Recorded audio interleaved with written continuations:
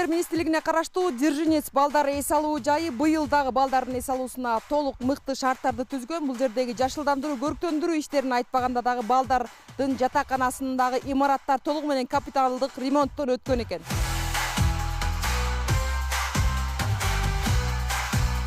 Мен мурда келгенде биякта ремонт жок болчу. Азыр сонун эшиктен бери терезеге чейин сонун ремонт, кроваттарды поменяли. Жакшы болуптур. Дискотека болгон жерлер скамейкалар жаңылыптыр. Скамейкаларды сырлаптыр, крышаңды оңдоптур. Бассейн абдан сонун экен, ичинде суу абдан жылуу, кафелден бери баары жасалыптыр.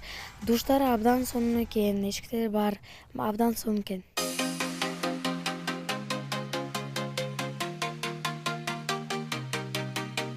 Пляжыбызды кеңейтип алдык, санитардык жактан обработка өткөздүк. Оң тарабыбыздагы пляж болчу мурда. Азыр ушу сол тарабыбыздагы пляжды кеңейтип жасадык.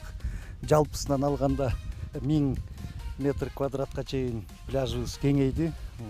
Баягы эс алуучуларга ыңгайлуу болду да, кенен болду.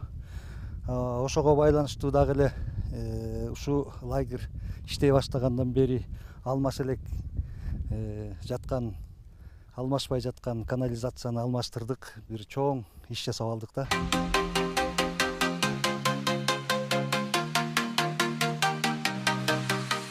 Пансионаттын өзү 8 гектар.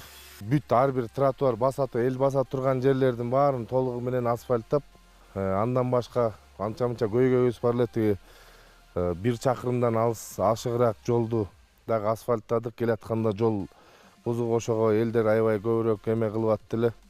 Азыр Кудай буйрса баарын жаңы асфальттап, жолубуздун баары тең сонун болуп калды.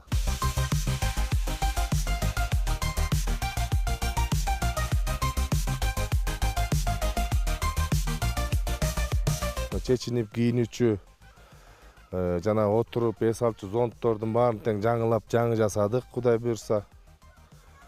Ошону менен бирге ичинде дагы көп өзгөрүүлөр болду.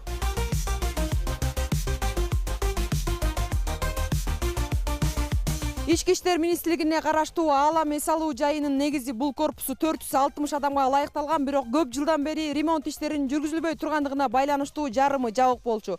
1 жыл ичинде бул жерге ремонт иштери жүрүп, мунун айынан быйыл эс алуучулардын саны дагы көбөйгөнү турат. Айжан Омолдошова, Бексултан Курманбек уулу, Ала Тоо 24, Ысык Көл облусу.